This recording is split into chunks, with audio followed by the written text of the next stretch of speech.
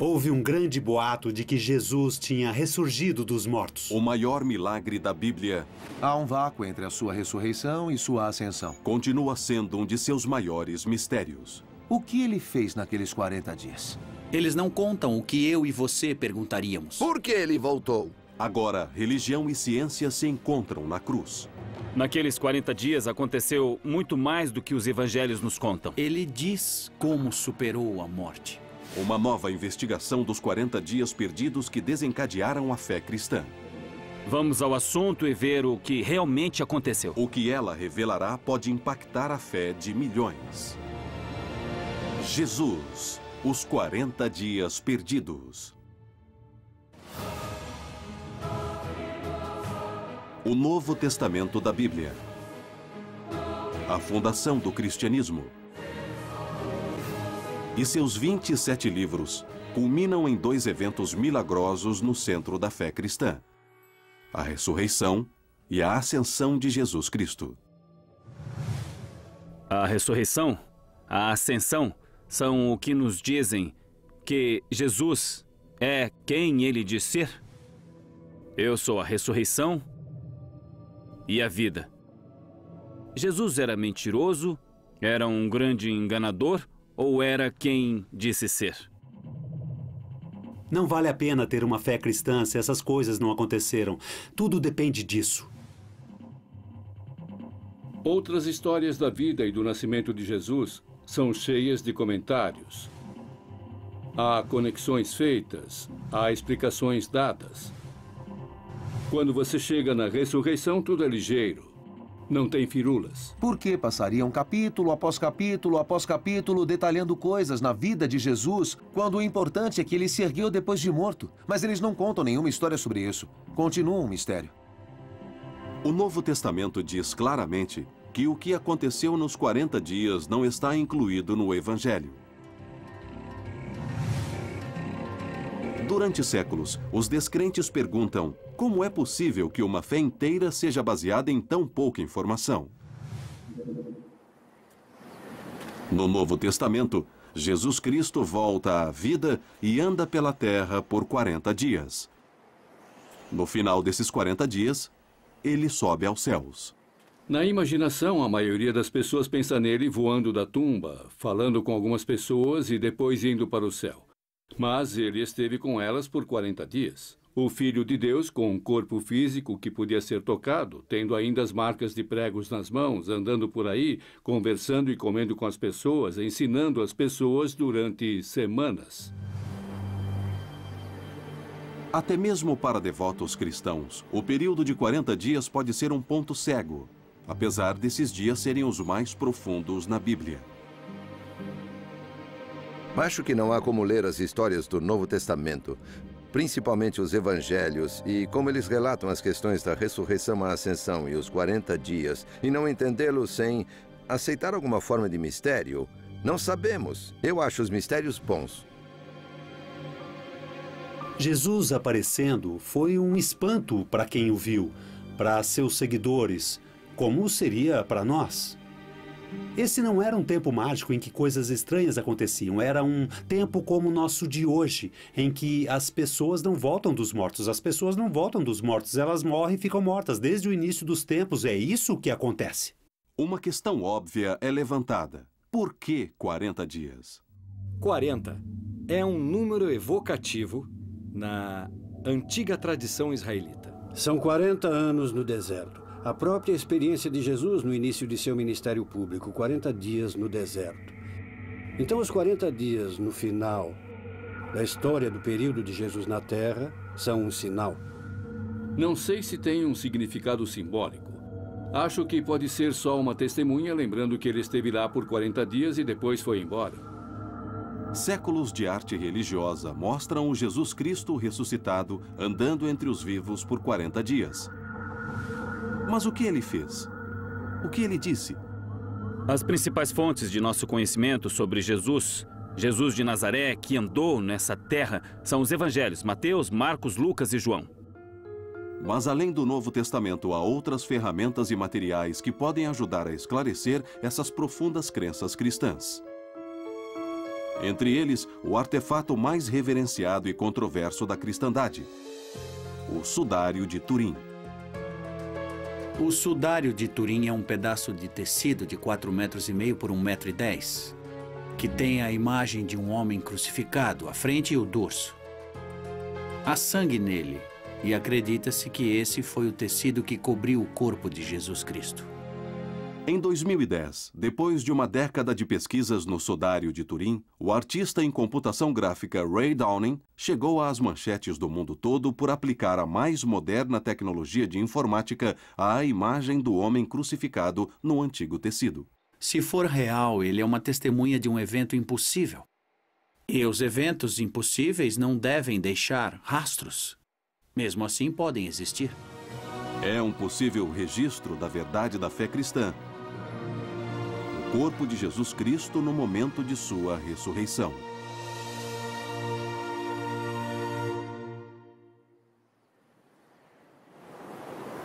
Além do sudário, há outras possíveis fontes de informação sobre os 40 dias. Fontes além do Novo Testamento? Para alguns historiadores, a resposta é sim. Pastores, beduínos, nômades, depois arqueólogos, começaram a encontrar urnas enterradas e começaram a descobrir os rolos que foram cuidadosamente escondidos dentro delas. O Evangelho de Maria, o Evangelho de Tomé, o Evangelho de Pedro, eles foram encontrados em jarros de barro que foram escondidos para que não se perdessem. Vivendo no século XXI, por causa dessas descobertas, sabemos mais sobre aquele mundo do que as pessoas que viveram 2 gerações depois. O que é interessante é que há outros evangelhos que não entraram no Novo Testamento. Nesses evangelhos, Jesus guardou os seus verdadeiros ensinamentos secretos para depois de sua ressurreição, algo real, o verdadeiro significado de salvação e da vida nesse mundo. Se esses ensinamentos são reais, eles formam uma parte crítica da história dos 40 dias. Os registros entre o nascimento e a morte de Jesus Cristo contam 33 anos no início do 1º século depois de Cristo. No Novo Testamento, por 40 dias depois de sua morte, Jesus Cristo ressuscitado faz 6 aparições-chave, começando em Jerusalém e indo até o norte da Galileia. Jesus apareceu em vários momentos e em vários locais. Ele não se prendeu a uma área geográfica pequena, ele podia se mover e também aparecer em diferentes lugares, em momentos diferentes, para pessoas diferentes. As narrativas da ressurreição são um encontro estranho do cotidiano com o sobrenatural. Era a vida comum, pessoas andando por aí sem o reconhecerem e o reconhecem depois. Parece cotidiano e também extraordinário ao mesmo tempo. Esses eventos milagrosos registrados pela história começam com um mistério simples, mas profundo. Um judeu é crucificado pelos romanos. 2 dias depois, sua tumba é encontrada vazia. Como isso pode ter acontecido? Como explicar isso? As pessoas dizem que alguém roubou o corpo, mas por que alguém roubaria o corpo? Os romanos não roubariam. Um corpo roubado seria só problema para eles. Os líderes religiosos, se roubassem o corpo, só poderia ser para mostrá-lo e dizer: ele está morto, ele não levantou dos mortos, aqui está o corpo. Aquilo era como uma cena de crime. Você quer olhar, quer ver evidências e tentar entender? Então, o que achamos que aconteceu aqui? Ou onde as evidências nos levam? O que é a ressurreição? É uma ressuscitação? São os componentes físicos do corpo de Jesus sendo reunidos biologicamente? Se pudéssemos milagrosamente ter isso em vídeo e reproduzir, o que ele nos mostraria? É possível responder a essa pergunta? Essa investigação dos 40 dias pode pegar o rosto impressionante do Sudário de Turim e usá-lo para visualizar os 6 momentos-chave, quando um Jesus Cristo ressuscitado aparece a seus seguidores e muda o mundo?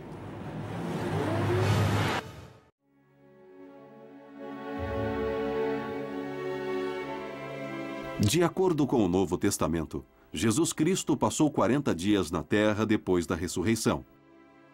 Os autores escreveram pouco sobre o que ele fez e disse nesse período. Onde começar uma investigação desses 40 dias aparentemente perdidos? A ciência definiu o que constitui um evento histórico. Ele precisa de um observador. Na ressurreição, não havia um sequer. Mas a ciência pode permitir a um observador, se foi criado um registro permanente acessível o suficiente, tornar esse evento histórico real. Felizmente, há uma relíquia que representa esse evento. O Sudário de Turim. Se ele é genuíno, precisamos entender o que ele presenciou. Muitos cristãos acreditam que ele presenciou o corpo de Jesus no momento exato da ressurreição. Se tiverem razão, o sudário é um documento único para visualizar as 6 aparições-chave do Cristo ressuscitado durante os 40 dias. Passamos um ano construindo o verdadeiro rosto de Jesus, construindo esse modelo, extraindo informações do Sudário de Turim. Ele aparece por menos de 1 minuto. Jesus pisca e volta à vida. Isso deu certo. Mas acontece que você quer ver ele vivo de novo. Não é esse o objetivo da história? No Novo Testamento, os 40 dias perdidos começam com uma mulher, a primeira pessoa a encontrar o Jesus Cristo ressuscitado. Por que uma mulher? Que interessante Jesus aparecer primeiro para uma mulher. Isso é bem incomum. No tempo de Jesus, as mulheres não podiam nem testemunhar no tribunal, não eram aceitas como testemunhas. Então você nunca as escolheria se estivesse planejando ter uma testemunha de um evento. A Bíblia identifica essa primeira testemunha como Maria Madalena, uma mulher de passado questionável. Maria Madalena é uma dessas mulheres míticas. Ela foi usada como uma tela na qual foram projetadas fantasias imensas durante 2000 anos. Ela é mais lembrada na imaginação cristã como a prostituta arrependida. Ela é associada ao pecado, principalmente o pecado sexual e a prostituição. Até mesmo na língua inglesa, Madalena é sinônimo de prostituta. E claro, na lenda moderna, Maria Madalena se torna amante e esposa de Jesus, e no Código da Vinci ela tem um filho dele. Madalena é uma figura estranha, de certa forma, porque tradicionalmente as pessoas diziam que ela era uma prostituta, mas mesmo assim Jesus a escolheu. Eu não imagino os autores da época, os homens daquela época, inventando uma história dessas. Isso dá muito crédito a ela. Por que Jesus faria isso?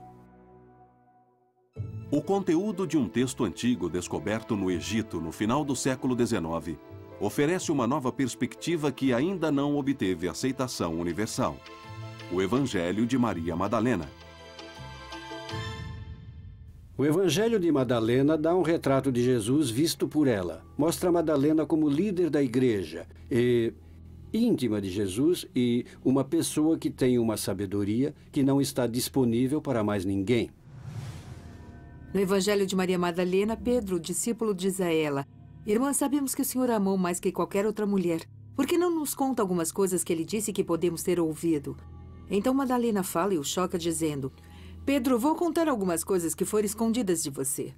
Pedro fica muito irritado. Deve ser por isso que ela não está no Novo Testamento.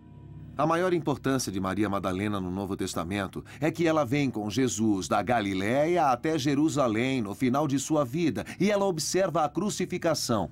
Nas tradições, ela é quem vai à tumba no 3º dia e a encontra vazia. 2 dias depois de Jesus Cristo ser retirado da cruz e enterrado, Maria Madalena vai à tumba. Maria Madalena vai sozinha. Ela fica lá na tumba e procura por Jesus. Não sabemos por quê, mas ela está lá e é insistente. Então ela chega lá e a pedra foi afastada. Isso não faz sentido, não é?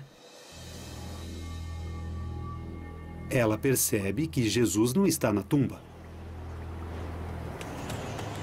Então, ela corre de volta para contar aos discípulos, Pedro e os outros: olha, a tumba está aberta. Bem, o papel que ela tem nesse drama é o de mensageira. Ela conta aos outros e, a princípio, não acreditam nela. Para os apóstolos traumatizados que estão escondidos das autoridades que crucificaram Jesus, a notícia é aterrorizante. Não há dúvidas de que os apóstolos, como seguidores de Jesus, como conhecidos seguidores de Jesus, estavam morrendo de medo. O que tinha sido uma situação perigosa, agora era uma situação muitíssimo perigosa. E eles correram para ver. E parece que ela foi junto. Esses dois homens chegaram na frente da tumba, olharam e viram que ela estava vazia. E foram embora. Então correram de lá e Madalena fica para trás. É claro que é aí que Jesus aparece primeiro, depois de ressuscitado. É um dos momentos mais importantes da cristandade. De acordo com o Novo Testamento, a primeira das 6 aparições-chave de Jesus depois da ressurreição e o início dos 40 dias perdidos. Sem Madalena, sem a seguidora, sem aquela pessoa, nada disso seria possível. Alguém tem que olhar e examinar o impossível. Anos de pesquisas e estudo de religião, ciência e tecnologia, tudo leva a um único momento. Uma tentativa de representar um dos momentos mais impressionantes na história registrada. O instante em que um Jesus Cristo ressuscitado é revelado diante de outro ser humano.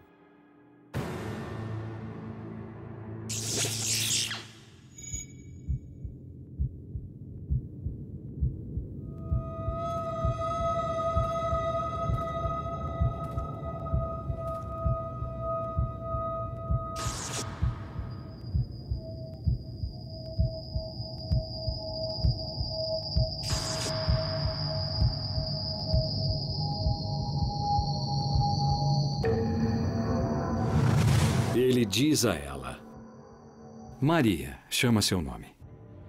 Vá dizer aos outros seguidores que me viu vivo. Esse é o momento na história, o ponto de virada de toda a história. Esse momento em que ele é revelado a outro ser humano na forma ressuscitada. Foi um momento de fé para ela. Foi um momento de amor, um encontro com o Senhor erguido. Não está parecendo mais um sudário, não é? Que transformação, é. Mas o sudário está por trás disso, porque isso é o mais perto que podemos chegar do que Jesus parecia. Você acha? É isso aí, isso está no centro de tudo. Bom, é o início dos 40 dias. É. Menos uma, faltam 5. Isso. Em algumas horas, haverá outro encontro milagroso. A aparição número 2 na história dos 40 dias entre ressurreição e ascensão.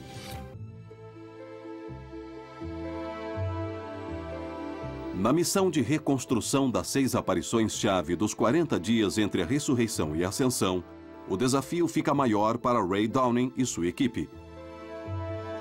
A imagem do corpo ensanguentado e mutilado no sudário de Turim, mais uma vez abre o caminho.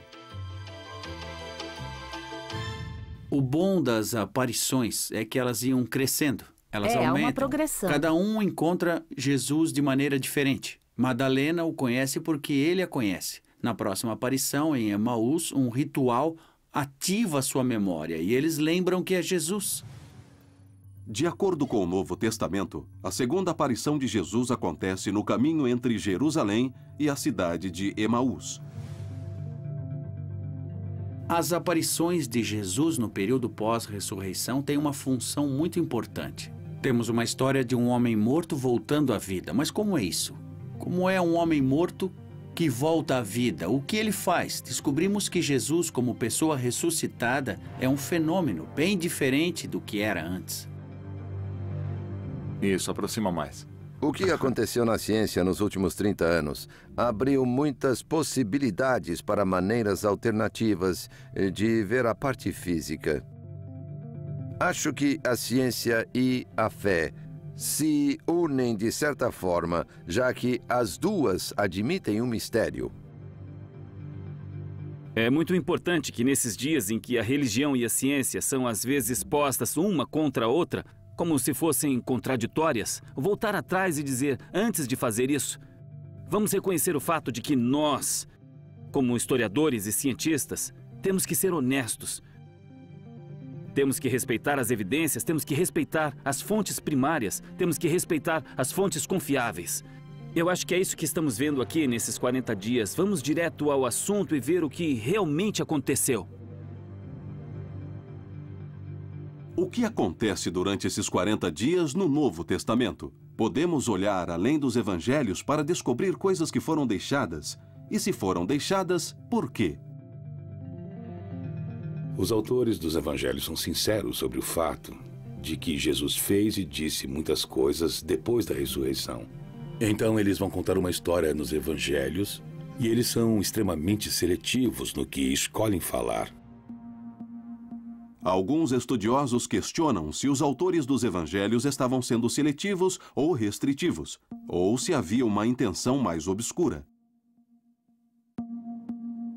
Uma das teorias sobre por que os autores dos evangelhos não falam o que acontece depois da ressurreição de Jesus, porque não contam mais histórias, seria porque as histórias disponíveis para eles não eram relevantes aos seus interesses, ou, na verdade, iam contra seus interesses. Possivelmente seriam histórias sobre Jesus que faziam com que ele não parecesse um ser humano real, de carne e osso, depois de ter voltado dos mortos. Qual poderia ser a razão para os autores dos evangelhos limitarem o número de testemunhas do Jesus Cristo ressuscitado? Lucas tem uma lista. Há certas pessoas para quem ele quer aparecer. Eles são os apóstolos. São um círculo íntimo de Jesus. Basicamente, isso significa que você não tem acesso a Jesus agora. Tudo o que você tem é o que contamos. Portanto, temos, talvez, um monopólio da verdade. E ninguém mais pode ter nada porque não há outro acesso a Jesus. É isso. Diante disso, além dos 4 evangelhos, há 23 outros livros no Novo Testamento, incluindo ao menos 7 cartas reconhecidas como tendo sido escritas pelo apóstolo Paulo. Elas contêm informação sobre o Jesus Cristo ressuscitado durante os 40 dias perdidos? Em Paulo, ele faz referências a todos os tipos de aparições que não vemos nos evangelhos. Como quando ele diz que Jesus apareceu a 500 pessoas de uma vez. Isso é espetacular. Você não quer saber mais sobre isso? Fica a ideia de que Paulo diz que não foi só um evento demonstrativo, que pôde ser visto amplamente, 500 pessoas o viram ganhar vida. Mas quando ele diz que alguns ainda estão vivos, está dizendo que as pessoas atestam o fato de que o viram. Pode-se dizer que Paulo dá provas de que Jesus se ergueu dos mortos, porque muitas pessoas podem atestar isso. Nas histórias dos evangelhos, a segunda aparição acontece apenas horas depois do encontro com Maria Madalena, num caminho 11 quilômetros fora de Jerusalém. Você vê uma cena em que 2 homens, seguidores de Jesus, andam para a cidade de Emaús. Eles estavam tristes e iam caminhando. O homem que eles amavam tinha sido morto. E eles voltavam à vida comum, que nunca mais seria comum. Foi como se tudo tivesse virado fumaça, como se o sonho sobre o ministério tivesse terminado e os inimigos de Jesus tivessem triunfado sobre ele. Horas antes houve um boato enorme de que Jesus tinha se erguido dos mortos, então as pessoas ficaram loucas pensando nisso.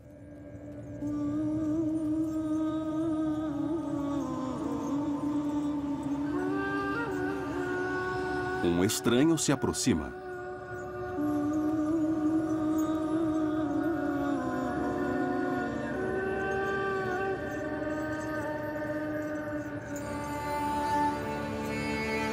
O estranho diz: "O que há com vocês? Por que estão melancólicos?" E eles dizem: "Você é o único que não sabe o que aconteceu?" Onde esteve? Escondido debaixo de uma pedra? Esse estranho pergunta a eles: então o que aconteceu? A resposta foi: tínhamos uma esperança e ela foi desfeita. É enorme a decepção por Jesus ter sido crucificado. Como tudo chegou a isso? O estranho começa a explicar a eles por que o Messias tinha que morrer. Ele dá uma aula sobre Bíblia no caminho. Esses discípulos têm a chance de ouvir uma interpretação do significado da crucificação, que Deus prometeu um Messias que tiraria os pecados do mundo, que esse Messias tinha de ser crucificado e precisava voltar dos mortos no terceiro dia. Mas a história tem uma virada surpreendente. Sem que soubessem, eles conversavam com Jesus Cristo.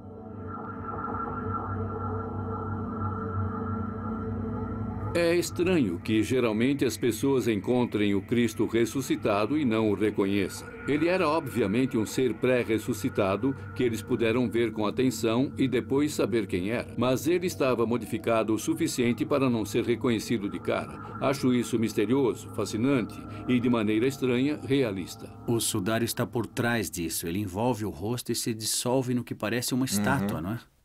E as texturas? Eu quero ter essa sensação embrionária. O Jesus Cristo ressuscitado está prestes a se revelar aos homens no caminho para Emaús. A segunda de suas 6 aparições-chave durante os 40 dias. Ray Downing, mais uma vez, recorre ao rosto do sudário de Turim para dar vida àquele momento milagroso. Enquanto a investigação dos 40 dias continua, um Jesus Cristo ressuscitado está prestes a se revelar a seguidores insuspeitos que acreditam que ele esteja morto. Os 3 companheiros de viagem se abrigam durante a noite. Chega a noite e dizem: bem, o dia está terminando. Tem uma estalagem aqui. Entre, venha sentar à mesa conosco. Eles ainda não sabem quem ele é. Jesus pega o pão, o abençoa e parte. Eles estavam sentados comendo juntos. A história conta que eles o reconhecem à mesa. Eles reconhecem Jesus não por causa do rosto, não porque ele os reconheceu. Eles reconhecem Jesus de maneira diferente, vendo o que ele faz. Quando Jesus reparte o pão no caminho para Emaús, os discípulos o reconhecem. É uma alusão ao que aconteceu alguns dias antes, na última ceia. Aqueles senhores estiveram na última ceia, ou a última ceia foi tão significativa que as notícias sobre ela se espalharam desde a quinta-feira anterior por toda a comunidade cristã. E essas pessoas reconhecem Jesus por ele repartir o pão. Para Ray Downing, o rosto do sudário de Turim é a ferramenta indispensável para dar vida à segunda aparição do Jesus ressuscitado, levando observadores ao coração do milagre.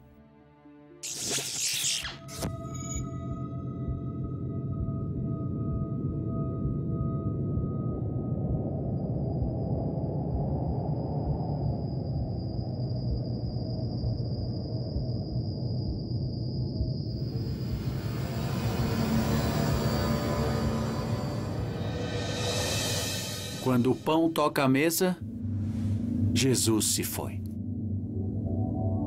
Imediatamente eles percebem. Esse é Jesus. Esse é realmente o Jesus de Nazaré ressuscitado.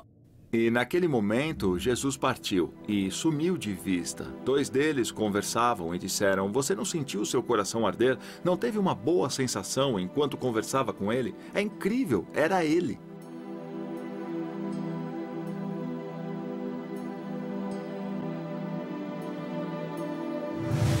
Um último enigma intrigante nessa segunda aparição depois da ressurreição. Por que Jesus escolheu se revelar desta forma?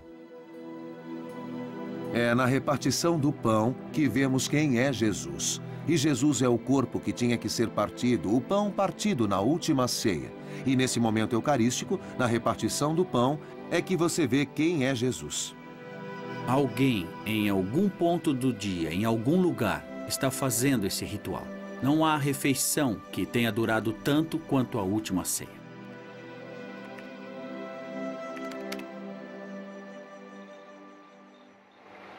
A jornada do Jesus Cristo ressuscitado está longe de terminar.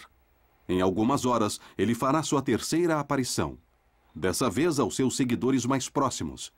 Para Ray Downing e sua equipe, o desafio é, mais uma vez, visualizar o milagre. Aparição 3. Cenáculo. Quando as pessoas dizem a palavra milagre, elas geralmente se referem a um evento para o qual não há explicação física óbvia. A questão é, deve continuar a ser assim? Chegamos a um ponto em que sabemos tanto sobre física, sabemos tanto sobre a maneira como o mundo funciona, que podemos dizer que algo é um milagre? Eu acho que não. O que temos que fazer é dizer que isso é algo que não entendemos e tentamos entender. O local da terceira aparição é um cenáculo na cidade antiga e sagrada do povo judeu, Jerusalém. Jerusalém foi o marco zero da violência imperial por 1000 anos. Os grandes impérios do mundo antigo tinham disputado, guerreado frequentemente naquela mesma região, naquela cidade. Era uma cidade cheia de tensões políticas, pronta a explodir a qualquer minuto. Nos dias depois da crucificação, temendo por suas vidas, os homens que ficariam conhecidos como apóstolos se escondem. Podemos imaginar qual seria a atmosfera do cenáculo. Todo mundo sentia uma grande pressão. Não existia esperança, não existia futuro.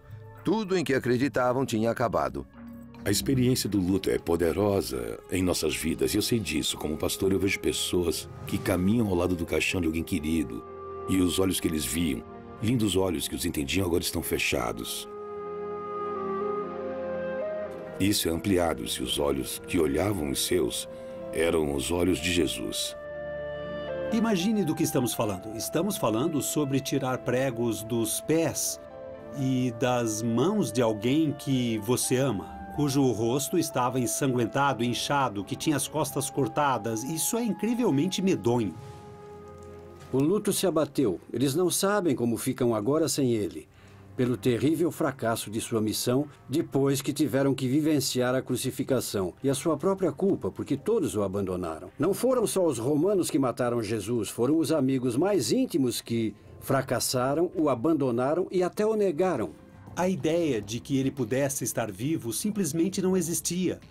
Eles o viram morrer de uma morte incrivelmente brutal, então não havia possibilidade dele voltar. Isso não existe. A devastação deles é intensificada pelo histórico político da época. Uma guerra romana de um século contra o povo judeu, combatida desde o tempo do nascimento de Cristo até a era em que a história dos 40 dias foi escrita. A crucificação era uma arma psicológica naquela guerra. O sofrimento intenso e grotesco da crucificação não foi só dele, era comum. Qualquer um que resistisse ao jugo romano era crucificado. E o objetivo da crucificação era essa característica grotesca, extrema e sádica. Sabemos que foi uma morte lenta, uma morte miserável. Os corpos dos crucificados eram deixados apodrecendo nas cruzes, para que todos vissem o que aconteceria se resistissem. Era uma maneira de controlar a mente. E era profundamente eficiente. Roma tratava a crucificação como uma forma de anúncio ao público, com intenção de dizer, nem pense em se rebelar. Jesus e o povo de sua geração nasceram sob a sombra dessa violência. Esse é o destino que os discípulos temiam. Mas esses homens que temiam por suas vidas estavam prestes a temer por suas almas.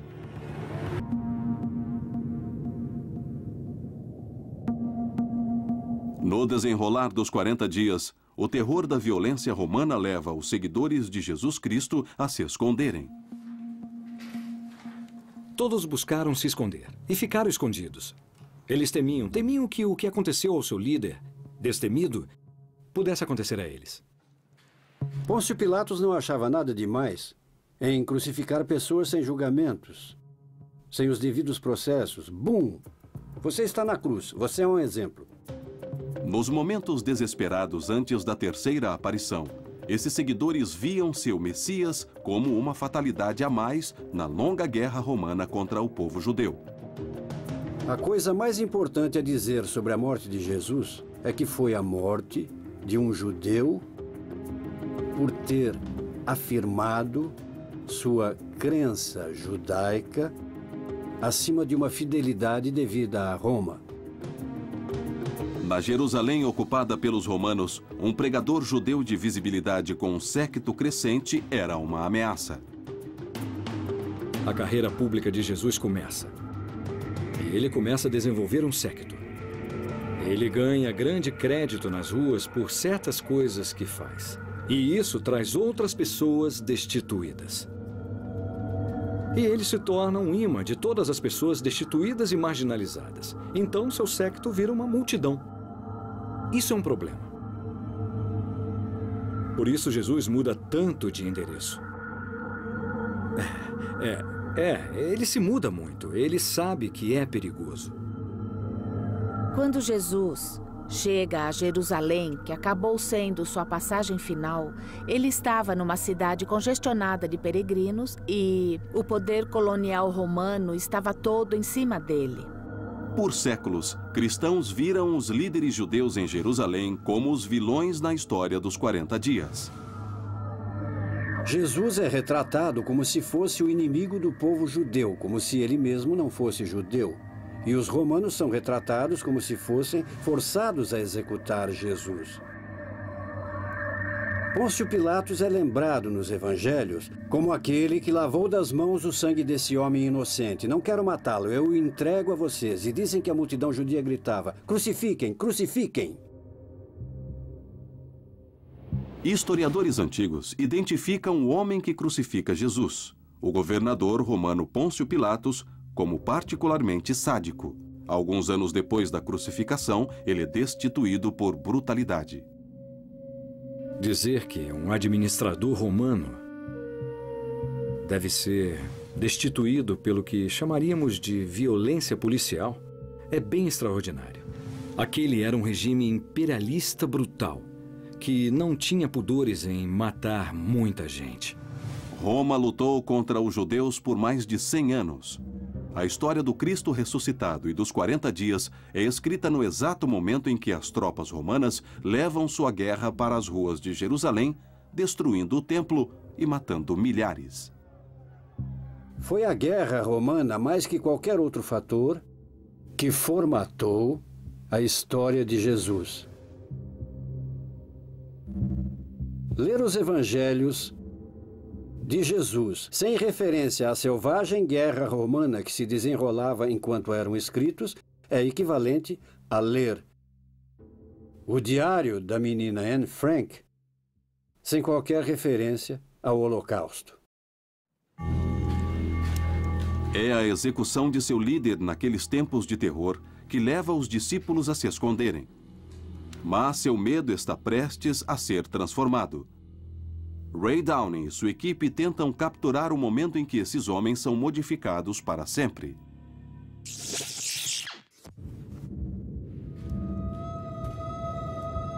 Parece que ele atravessa as paredes, as portas trancadas, que foram fechadas por medo, e então fica entre eles.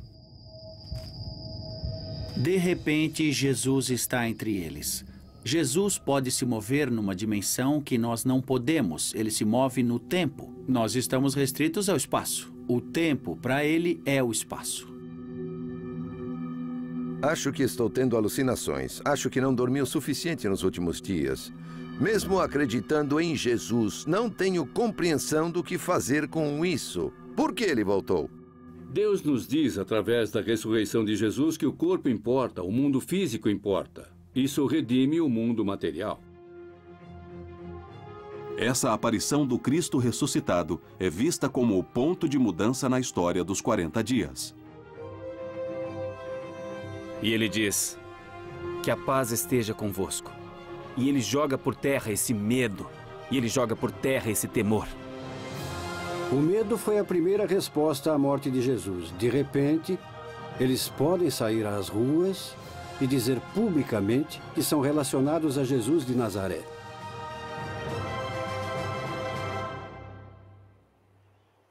Resta um discípulo ainda a ser convencido: Tomé. Ele não estava presente no cenáculo, e a história só descreve todos os fatos em meados do século XX. Uma descoberta arqueológica no deserto egípcio em 1945 revela uma versão controversa e chocante do Jesus Cristo ressuscitado. Ele olha os documentos e lê: estas são as palavras que o Jesus vivo disse. E eu, Dídimo Tomé, o gêmeo, as escrevo.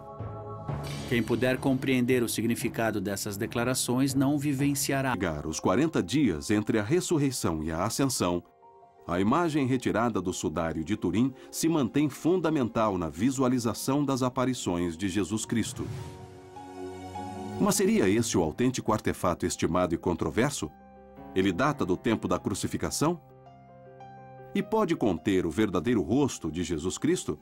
Talvez nenhuma relíquia religiosa na história tenha sido sujeita a tanto exame científico como o sudário de Turim.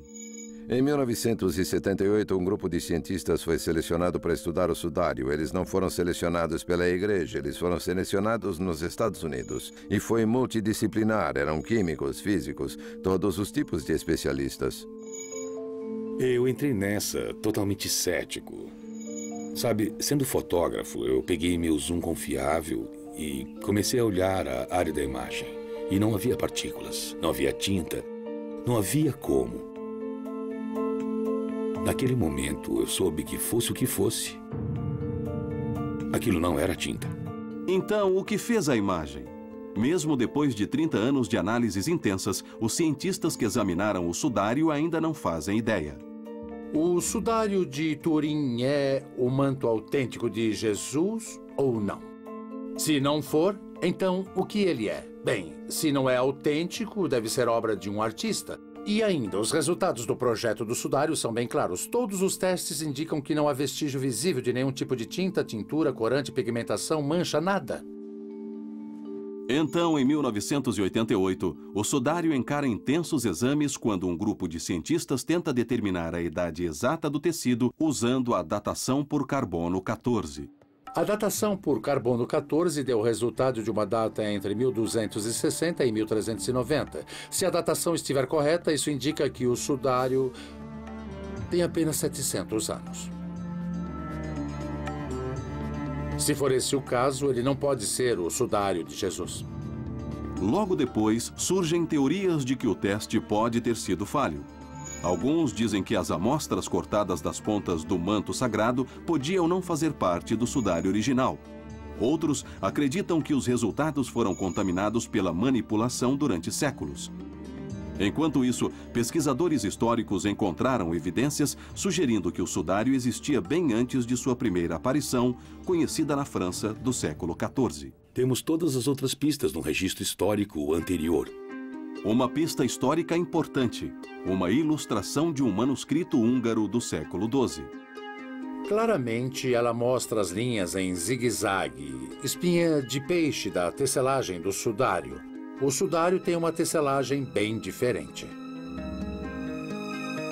Mais importante, ele ilustra um conjunto de buracos queimados em formato de L que estão no sudário. Então sabemos que o autor do manuscrito húngaro viu o que chamamos de sudário de Turim em algum momento antes de criar aquele manuscrito em 1191. E isso é bem antes da primeira data possível mostrada pela datação por carbono 14. Então há o sudário de Oviedo, um tecido que acredita-se ter envolvido o rosto de Jesus após a crucificação. Ele é do tamanho de uma toalha de banho pequena.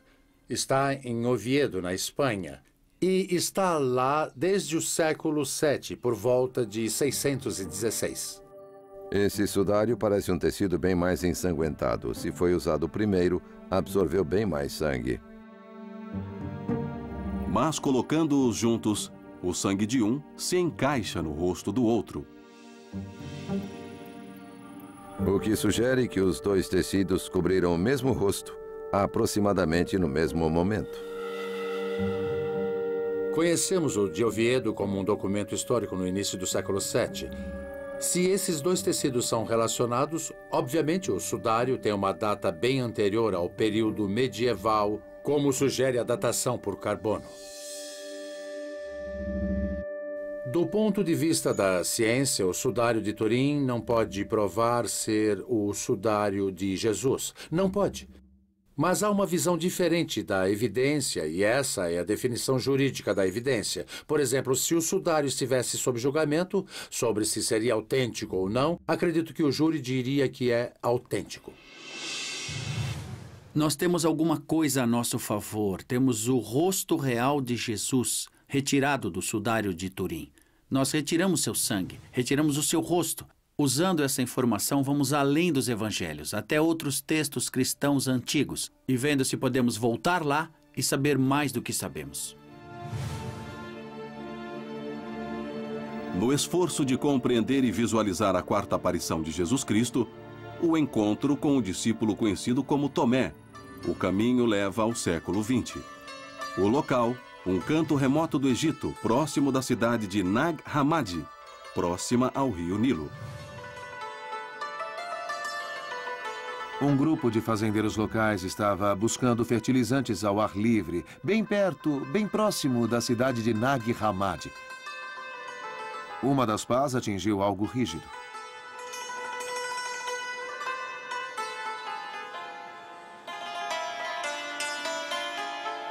Eles cavaram e encontraram alguma coisa. Era enorme, um jarro de 1,80 m de altura. Esses homens ficaram relutantes em abrir o jarro porque acharam que poderia haver um gênio do mal dentro dele. Mas depois pensaram bem e acharam que poderia haver ouro lá dentro.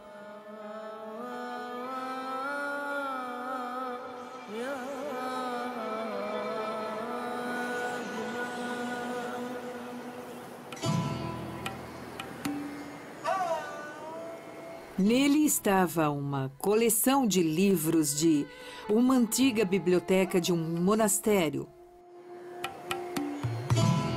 Evangelhos, revelações secretas, escrituras, diálogos, todo tipo de coisa que não sabíamos que existia. A biblioteca de Nag Hammadi contém 52 diferentes tratados. Quando foi descoberta, ela fez um burburinho sensacional. Porque tinha alguns livros dos quais sabíamos, mas não tínhamos em mãos. Mas também havia livros que nem sabíamos que existia. A descoberta da biblioteca enterrada de Nag Hammadi, 52 livros sobre Jesus Cristo não incluídos no Novo Testamento, é considerada por muitos a descoberta mais espetacular da arqueologia cristã moderna. São 13 volumes escritos em papiro envolvidos em couro, o antigo material de escrita. Eles são escritos em copta, a língua antiga egípcia. Os livros foram feitos há algum tempo no 4º século cristão. Nós sabemos disso porque as capas de couro que foram usadas para envolver os livros têm sua estrutura reforçada com recibos datados. Então, baseados nas datas desses recibos, nós sabemos quando os livros foram feitos.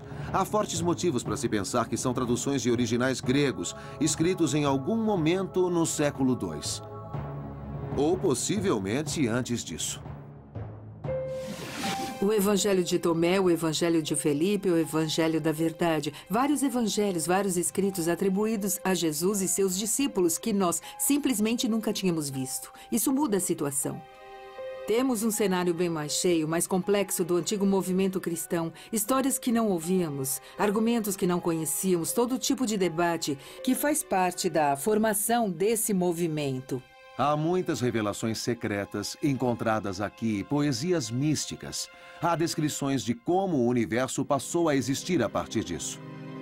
Esses documentos perdidos parecem expandir as palavras e os ensinamentos de Jesus encontrados na Bíblia. O que você encontra nos evangelhos do Novo Testamento são o que Jesus pregou a milhares de pessoas nas montanhas da Galileia. Mas o que você encontra nesses evangelhos secretos é o que Jesus disse em particular. Ensinamentos místicos, ensinamentos de nível avançado que você não poderia jogar a uma multidão. Desde sua descoberta, muitos cristãos negam a autenticidade desses livros. Se eu fosse um estudioso da antiguidade, todos os textos antigos seriam interessantes. Se está me perguntando sobre seu valor, como cristão, como pastor, eu não vejo muito. Eles são escritos por pessoas que são muito distantes dos eventos reais e das pessoas que estiveram lá. Obviamente, de um ponto de vista histórico, você precisa ter coisas mais próximas da fonte, então você tem que tomar cuidado em termos do que quer ver. Alguns acreditam que esses livros perdidos dão uma luz na história do Jesus ressuscitado durante os 40 dias. É bem válido dar uma olhada nesses escritos cristãos, porque a informação era fresca. Os eventos eram recentes. Se está interessado em Jesus, quer saber tudo o que puder, das melhores fontes que puder, tentando descobrir o que está havendo, qual é a dinâmica aqui, quanto isso é correto, quanto não é, você precisa dar uma olhada. Para estudiosos, eles são um valioso tesouro, porque mostram o que os outros cristãos diziam fora dos círculos ortodoxos. São declarações divergentes sobre Jesus, histórias divergentes, versões divergentes, ou pode-se dizer que são outras perspectivas. Nenhuma perspectiva tem sido mais desafiadora aos cristãos modernos do que a encontrada no texto antigo atribuído ao apóstolo Tomé. O evangelho de Tomé é diferente de todos os outros evangelhos. Aqueles são os ensinamentos que Jesus deu depois da ressurreição. São os ensinamentos secretos de Jesus dos 40 dias perdidos. O Evangelho de Tomé tem 114 provérbios de Jesus. Esses provérbios refletem algumas coisas que você encontra nas outras fontes. Talvez a metade seja de provérbios que você encontra nos evangelhos do Novo Testamento. Mas há outros provérbios completamente diferentes do que você encontra no Novo Testamento. E estudiosos debatem qual seria a natureza deles, que tipo de ensinamentos eles representariam. Pode ser a forma como Jesus realmente disse as coisas? Podem ser a forma mais original desses provérbios? E aqueles provérbios não encontrados no Novo Testamento teriam mesmo sido ditos por Jesus? Eles são uma fonte adicional para se entender os ensinamentos de Jesus? Tomé é uma pessoa que recebe a revelação. Ele é uma pessoa que faz perguntas a Jesus e é a pessoa a quem Jesus se revela. Talvez de maneira mais íntima, porque talvez desde o início eles tivessem uma relação mais íntima.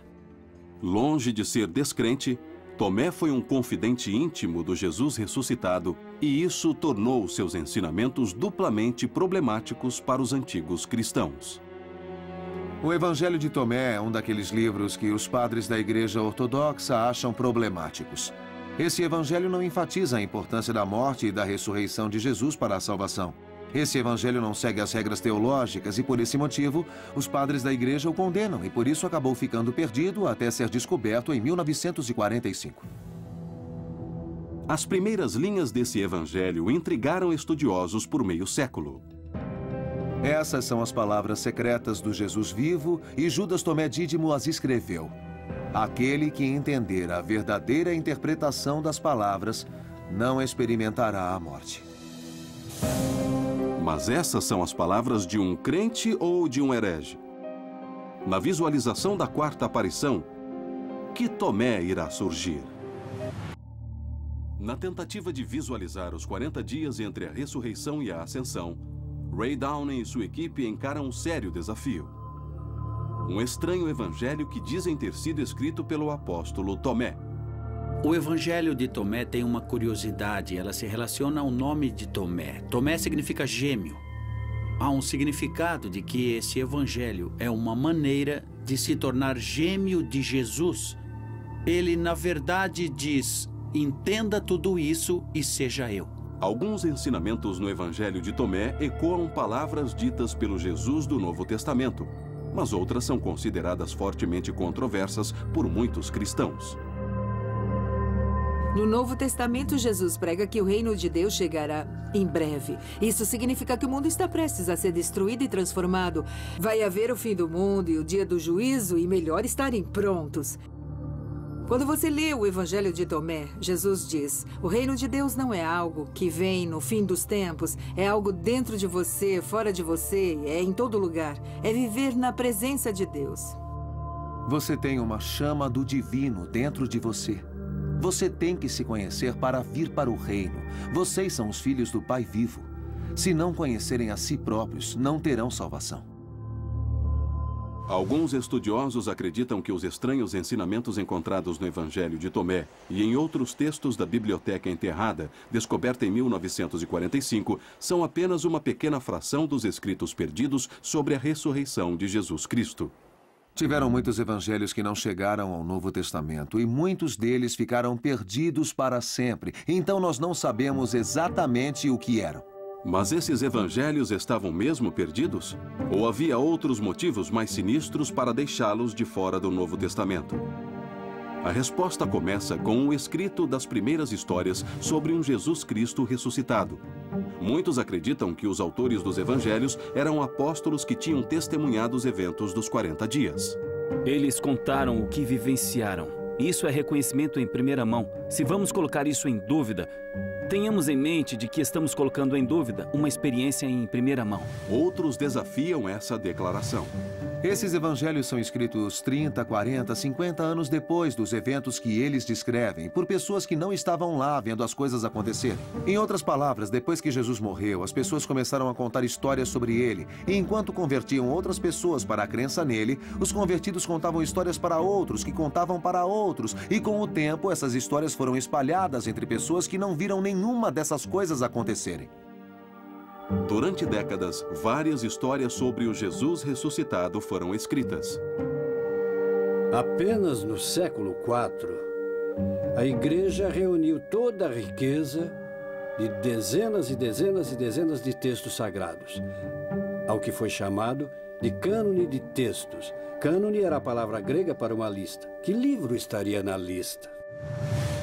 Os antigos padres da igreja usaram 4 critérios diferentes para decidir que livro devia estar dentro e que livro devia estar fora. O primeiro critério é que o livro devia ser antigo. Ele tinha que ser algo do tempo de Jesus e de seus apóstolos. Depois, o livro tinha que ser escrito por um apóstolo ou por um companheiro de um apóstolo. Ele também tinha que ser amplamente usado. Não podia ser um favorito local. Ele tinha que ser usado por toda a cristandade. Era o terceiro critério. E o quarto critério é que não podia promover nenhum ensinamento herético ou falso. Tinha que seguir as regras teológicas. Então, esses textos foram reunidos com o tempo. E depois, os 27 livros do Novo Testamento foram escolhidos como as escrituras sagradas do movimento cristão. Na história dos 40 dias no Novo Testamento, a aparição a Tomé pode ser a mais memorável e inspiradora de todas as aparições de Jesus. Para visualizar essa quarta aparição, Ray Downing deve recorrer de novo ao tecido antigo conhecido como sudário de Turim. Mas mesmo sendo autêntico, como o sudário pode se tornar um documento para visualizar esses eventos milagrosos? Downing passou anos trabalhando para extrair um rosto tridimensional perfeito condizente com o do sudário de Turim. Nada parecido havia sido feito. Eu acho que foi o projeto mais difícil em que trabalhei. A imagem do sudário é coberta de pó e manchas de séculos de suor e lágrimas. Também está encharcado de sangue. Tanto sangue que parcialmente escurece o rosto que o Ray Downing está tentando encontrar. Há alguma diferença entre a quantidade de vermelho no sangue e a quantidade de vermelho na imagem. E o que fizemos foi exagerar isso. Pusemos mais amarelo na imagem e mais vermelho no sangue, separando os dois. Para Downing, um obstáculo ainda maior é o próprio tecido. Mesmo parecendo reto à distância, de perto tem mais reentrâncias e vales do que o deserto egípcio. Downing precisa separar o rosto do tecido onde ele está impresso. A informação é repetitiva. E se ela repete, você pode encontrar. Então, já que a tecelagem do pano é repetitiva, o computador transforma em números, procura números repetitivos e os remove. É assim que separamos a tecelagem do sudário do Turim. O resultado pode ser mais claro, mas ainda não parece humano. O problema é que o sudário não é uma tela plana. A primeira coisa que fizemos quando começamos a analisar o que acontecia com o sudário foi desenhá-lo num pedaço de tecido e depois colocar esse desenho numa cabeça para ver o que acontecia. Imitando aquelas distorções, pudemos tirar a imagem do sudário e colocar de volta naquela forma, para ver como seria o rosto de Jesus, e isso nos deu a base. A base só podia levá-los até aí. Para terminar o rosto era preciso o talento de um artista. Inevitavelmente, você chega a um ponto em que fica sem informação. Você não consegue ver os poros num tecido de linho. Não há sobrancelhas no sudário. O cabelo e a barba são da mesma cor do rosto. Por quê? Porque o sudário não tem cor. Não é preciso supor muito para dar poros e textura de pele a um molde. Sabemos que o homem tinha sobrancelhas, então colocamos. Em alguns momentos, você tem que sair da informação real e usar a experiência. Os olhos piscam e você pensa, nossa, é real. Uma década de pesquisa, ciência e experiência tornam possível a visualização da quarta aparição de Jesus Cristo. Exatamente 8 dias depois da terceira aparição, os discípulos continuam escondidos no cenáculo. Dessa vez, Tomé está lá. Tomé não estava na primeira reunião em que Jesus apareceu. Ele devia ter medo ou não queria estar lá porque alguém poderia aparecer e prender todos eles. Tomé voltou e seus colegas disseram que o senhor tinha aparecido. Nós o vimos e ele esteve aqui. E ele diz que se recusa a acreditar, que aquilo é ridículo. E que ele, na verdade, morreu. E pronto. Tomé disse o que muita gente também diria. Eu não acredito. Provem. Tenho de ver com meus olhos. Já que estão aqui, eu quero evidências. Tomé tem uma atitude diferente de qualquer outro. Tomé quer evidências. Tomé quer saber que esse é o homem que leva a história na sua pele. As pessoas gostam da história de Tomé porque ele parece moderno, muito cético, muito racional, muito empírico. Eu quero sentir, tocar, pôr meus dedos nas marcas dos pregos e pôr minha mão na ferida. Jesus aparece e mostra ele, e eu acho que por isso é uma história bem atraente ao público moderno, que tem muitas dúvidas. Tomé é um cientista. E ele faz exatamente o que um cientista faria. Mostra, demonstra. Usando a imagem de Jesus do sudário de Turim, Downing vai tentar representar o momento mais conhecido da história dos 40 dias. O momento em que um Jesus ressuscitado sai de seu caminho para convencer Tomé desconfiado.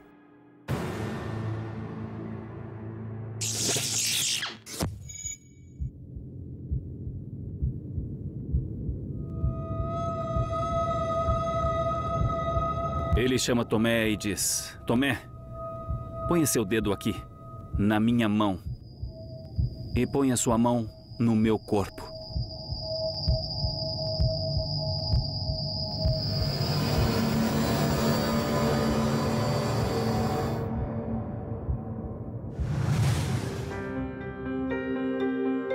E aí diz: não duvide mais, Tomé. Incrivelmente, Jesus diz: vamos, dê uma olhada, faça isso, então me teste. Use a ciência para se convencer de que isso é real. Isso é um convite não só para Tomé, é para nós também.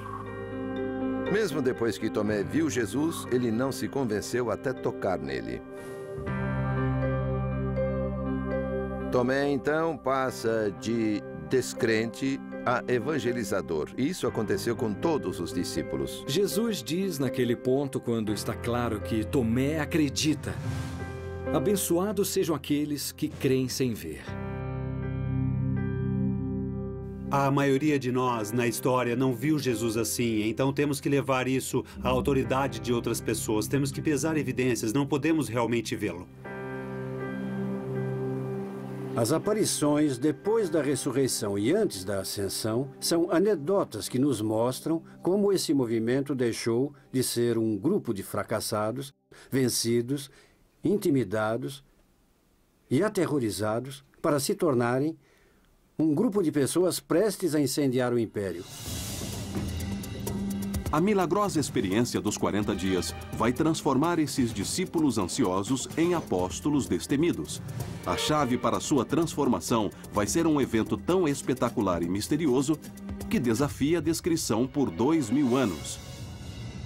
A ascensão de Jesus Cristo. Na história dos 40 dias entre a ressurreição e a ascensão, Cristo aparece 6 vezes para seus seguidores estupefatos. É a essas poucas aparições que Ray Downey e sua equipe tentam dar vida.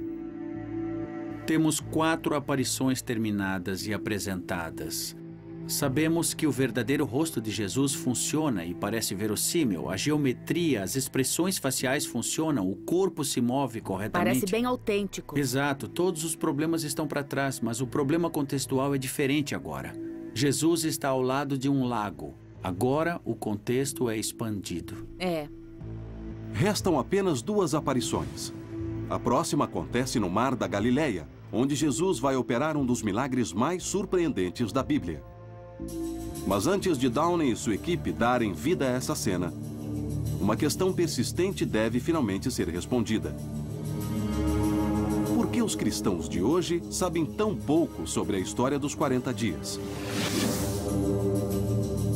A resposta começa com o destino dos seguidores de Jesus Cristo logo após a crucificação. A vida, para a maioria dos cristãos, se torna um inferno na Terra. Milhares foram levados à morte apenas por acreditarem que Jesus Cristo tinha voltado dos mortos. A única religião suspeita no Império Romano era o movimento cristão. E isso, claro, porque Jesus de Nazaré foi crucificado como rebelde contra o Império Romano. Muitos líderes desse movimento foram oficialmente caçados e mortos. Mas então, no ano de 312 d.C., 3 séculos depois da morte de Jesus, uma grande mudança ocorre. O local é a Itália, não muito longe da cidade de Roma. Na noite anterior à batalha contra um rival do Império, um general romano chamado Constantino acorda de um sono conturbado. Na noite anterior à batalha, ele teve um sonho onde foi revelado que se ele fosse para a batalha sob o sinal da cruz cristã, ele seria vitorioso. Antes da batalha, ele tem uma visão da cruz no céu e ela aparece a ele como uma espada. Ele instrui seus soldados a reconfigurar suas lanças e suas pequenas facas com o sinal da cruz e vão para a batalha sob a força daquele sinal. Ele é vitorioso e ele vence a batalha e se torna imperador romano. Ele tinha se tornado cristão e Cristo era seu mentor. De repente, o próprio imperador era cristão e essa foi uma enorme surpresa, a transformação. As perseguições então pararam, claro. Pela primeira vez nos 300 anos de história, a cristandade se organiza sob a bandeira do Império Romano. E esse império determina como a história dos 40 dias será contada. Antes de Constantino, o movimento cristão era definido por sua diversidade. Comunidades cristãs na Síria, na Palestina, no Egito, no que é hoje a Argélia, na Itália, eram comunidades cristãs, cada uma com sua tradição, cada uma com seus textos, cada uma com sua ênfase no significado de Jesus. Depois de Constantino, cujo principal objetivo político era a unificação de um vasto império, aquela diversidade se tornou problemática. Um grupo em particular tem uma estrutura organizacional que Constantino entende e que serve aos seus propósitos. Então, ele escolheu o grupo que foi chamado de católico, que tinha a estrutura do Império Romano, o sistema de diocese, e copiou sua estrutura do exército romano. Então você tem bispos, padres e diáconos. É ordenado, eles se comunicam numa rede. No ano 325, Constantino reúne seus novos bispos na cidade de Nícia, no que hoje é a Turquia, onde sua versão da ressurreição se tornou a oficial. Ele reuniu todos e deu a eles uma ordem. Ele queria que eles inventassem um dogma, uma declaração de qual seria o significado da fé cristã, para que ele pudesse fazer as pessoas se agarrarem a isso e, portanto, unificar o império sob uma doutrina claramente definida. Existiria uma versão oficial da vida, morte e ascensão de Cristo. Todas as outras histórias seriam consideradas não oficiais e, portanto, ignoradas. O poder do Estado romano dizia às pessoas: você crê errado. Deve acreditar de acordo com o dogma, e se não acreditar nele, está morto. A maioria dos crentes ainda hoje recita as palavras que saíram daquela reunião 1.700 anos atrás, palavras que não fazem nenhuma menção aos 40 dias. O dogma é um artefato histórico, é um retrato histórico da maneira como o movimento cristão pensava em si mesmo na época. Se tornou algo muito maior desde então, claro. Sua imprecisão e falta de compreensão, de certa maneira, são desvantagens, porque, afinal, estamos falando em algo profundamente misterioso.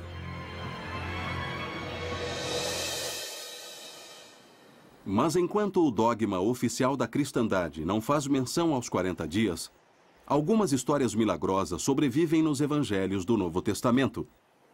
6 aparições-chave. De acordo com o livro de João, um Jesus ressuscitado vai mais adiante do local da sua crucificação, aproximadamente 110 quilômetros ao norte até o Mar da Galileia. Na aparição no Mar da Galileia, os apóstolos estavam voltando à vida normal. Eles estavam no meio do Mar da Galileia, pescando normalmente, fazendo o que pescadores fazem esperando pegar peixes. Eles são pescadores, estão de volta ao trabalho, voltam às suas vidas mundanas. De certa forma, havia uma segurança naquilo. Eles podiam esquecer o trauma da morte, esquecer da decepção por ele não ter se tornado o rei de Israel. Depois de não terem conseguido pescar nada a noite inteira, eles veem um homem. Eles olham através da neblina da manhã e veem uma figura na margem. Quem será? Estavam próximos o suficiente para verem aquela figura na margem. Ela disse a eles: ei, rapazes, pegaram alguma coisa? Pegaram alguma coisa? É óbvio que não tinham pego nada. E ele disse: então joguem as redes desse lado do barco. Eles fizeram isso. E de repente, as redes estavam cheias de peixes. Quantos peixes eram? Dezenas? Vários? Não, ele nos dá um número: 153. Isso surge várias vezes nas Escrituras, esses pequenos detalhes que parecem não fazer nenhum sentido. Se não fosse realmente verdadeiro, por que poria um número 153? Naquele momento, Pedro fica sabendo. Minha nossa, é ele. Ele é Jesus. Jesus está lá com uma fogueira e prepara alguns peixes, algum pão, e ele diz: tragam alguns peixes. Jesus, no Mar da Galileia, voltou às suas pescarias. Era trabalho. Eles são pescadores mais uma vez. E Jesus, amigo deles. O que os aguarda na margem é uma visão inimaginável. Mais uma vez, usando a mais nova tecnologia e anos de estudos das aparições de Jesus Cristo durante os 40 dias, Downing e sua equipe buscam capturar um momento impressionante.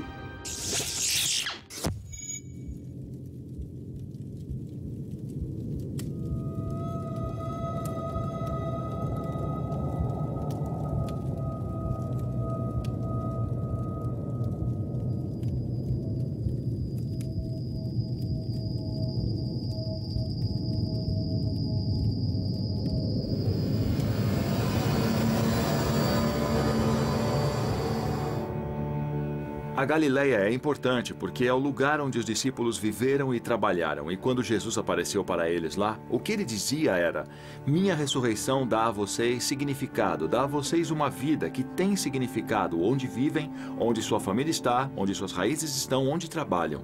Não somos chamados a viver no topo de uma montanha, não é um tipo de espiritualidade escapista. A ressurreição traz isso para casa, para onde vivemos fisicamente. No final do projeto, eu quero dizer que o fato é que levamos as pessoas de volta no tempo, que o tempo não é uma barreira. Jesus, 2000 anos atrás, e vocês, 2000 anos depois, se encontram num lugar que nós construímos. Saímos com uma sensação de que vimos um evento impossível e contemplamos a possibilidade de que ela seja real. Com a aparição no Mar da Galileia, os 40 dias chegam ao final. Mas Ray Downing e sua equipe encaram um último enorme desafio. Como visualizar o que é talvez o evento sobrenatural mais espetacular registrado pela história? Um fenômeno conhecido como ascensão. A cristandade, como o judaísmo, diz ser enraizada num lugar e num tempo reais. Mas quando você vê algo como a ressurreição e a ascensão, que são absolutamente milagrosas, diante de outro tipo de eventos mundanos, que estão enraizados no tempo e no espaço históricos, não temos palavras para esse tipo de coisa. Se fosse dar um gênero, seria ficção científica. Mas como Downing pode representar um evento tão misterioso e profundo que desafia uma descrição exata há 2000 anos? É possível visualizar o que mal pode ser imaginado? Para Ray Downing e sua equipe, a sexta e última aparição de Jesus Cristo depois da ressurreição é a mais assustadora de todas. Aparição 6, Ascensão. Temos 5 aparições terminadas e apresentadas. Agora a ascensão deve ser o clímax dos 40 dias. Como fazemos para que não pareça meio bobo ou meio estranho, meio ficção científica? Como fazemos parecer crível, reverente e realista? Eu acho que mudar o ponto de vista é a chave para isso. Todo mundo espera ver Jesus flutuar no planeta. Nós vamos armar a cena. Lá estão os apóstolos e o espectador começa a flutuar. Muda o ponto de vista, porque não é tolice quando você faz isso. Vamos deixar o espectador começar a ascensão e depois focar em Jesus. A ascensão é o momento definitivo, quando aqueles que tiveram a experiência física de Jesus não terão mais. A história, nesse sentido, termina aí. A história dos tempos de Jesus na Terra. Então, o que sabemos é que ele subiu até as nuvens. O que nós teríamos visto seria além da compreensão, além da linguagem, além das palavras. As histórias bíblicas são vagas e inconsistentes, oferecendo poucas pistas do que realmente aconteceu. Estudiosos debatem se a ascensão deve ser encarada como literal ou se tem algum sentido figurado. Mas parece que quando Lucas, autor tanto do Evangelho de Lucas quanto do livro dos Atos dos Apóstolos, insiste no caráter corpóreo da morte e da ressurreição de Jesus, ele quer que você entenda que se trata simplesmente de um evento físico. Então esse Jesus volta fisicamente aos céus. A ascensão é misteriosa, claro, porque não vemos pessoas subindo aos céus com frequência. Mas o que nós realmente sabemos é que o Jesus que apareceu a muitos de seus discípulos, a muitas pessoas, tinha que ir. Acho que é difícil imaginarmos isso. Acho que o que tendemos a fazer é entrar no automático com essas histórias e mitificar, transformar em algum tipo de desenho animado ou coisa de cinema. É difícil olhar para eles de maneira fria e calculista e pensar que isso realmente aconteceu a seres humanos. Não era só para assustar, foi algo mais real do que nós podemos imaginar. Real o suficiente para ser registrado como história, e os autores dos 4 evangelhos não foram os únicos a espalhar notícias desses eventos sobrenaturais. Muitas pessoas disseram tê-lo visto, e essa convicção formou um movimento que dizia que ele não havia morrido, estava vivo, iria voltar.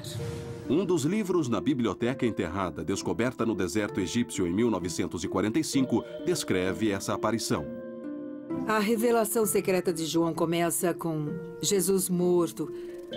João em luto, devastado, anda em direção ao templo para adorar.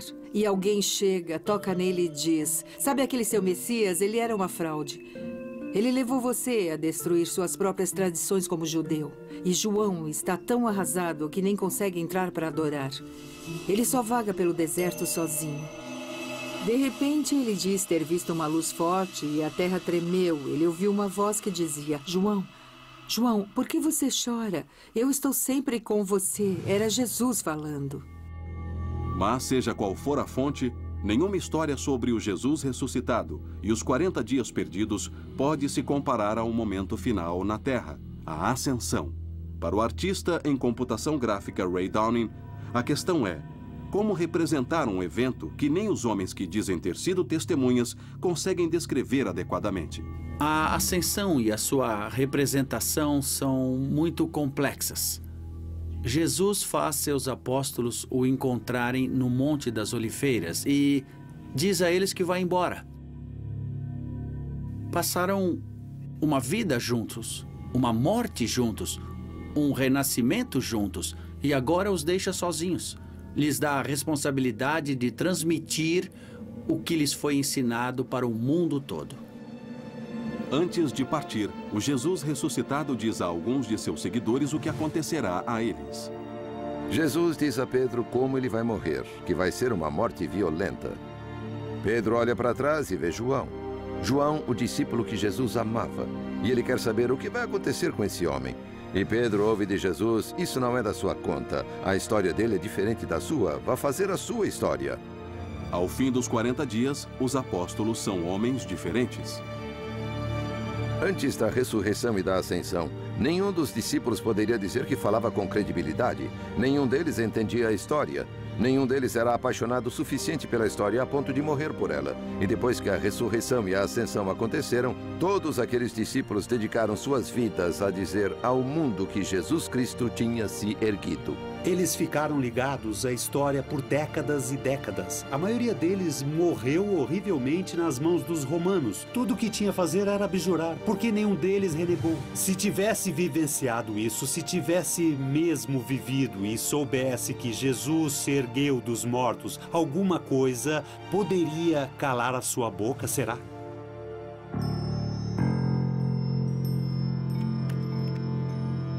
Isso chegou a um nível cósmico. Acho que temos que sair do chão e ver o planeta como uma coisa isolada, da qual Jesus se afasta. Acho que pode ser útil usarmos um gerador fractal. Isso. Assim, podemos aumentar a expansão de tudo ao redor e ele vai subindo enquanto todos vêm. Vamos dar uma olhada. Talvez não olhar para ele, mas talvez ir com ele. Isso. Mas o que os apóstolos viram naquele último dia, quando Jesus os chamou ao Monte das Oliveiras? É o topo de uma montanha, o lugar onde vamos para ficar perto de Deus. Jerusalém é uma cidade numa colina. Subindo, você fica mais perto de Deus e Jesus literalmente sobe, porque para essas pessoas é lá que Deus está. Então Jesus está literalmente lá. O Jesus ressuscitado, de acordo com Mateus, encontrou seus discípulos e deu instruções a eles. Ele deu mais ensinamentos e então disse: vocês serão minhas testemunhas na Judéia, na Samaria, nos confins da terra, o que é uma maneira de dizer: eu vou construir minha igreja e vocês serão a fundação. Eles deviam ter uma sensação de que o tempo dele estava chegando ao fim. Ele disse que tinha que voltar para o seu pai. Parte deles quer adorar e parte deles quer segurar e puxar ele de volta para mantê-lo lá. Jesus se ergueu porque se ele não se erguesse, não poderíamos ter a promessa de vida eterna. Então ele foi erguido na cruz, se ergueu dos mortos e por fim se ergueu em glória na ascensão, que é o que estamos retratando.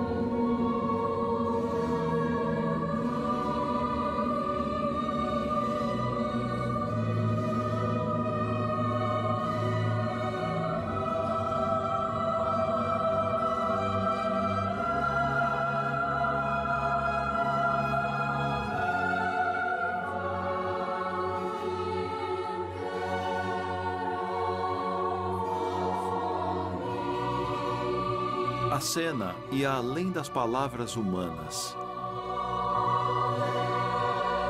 Ele foi erguido nos céus e disseram: ele agora senta ao lado direito de Deus Pai. Ele é o líder das nações. Ele é o Senhor do universo. E seu reino agora é abrangente e é eterno.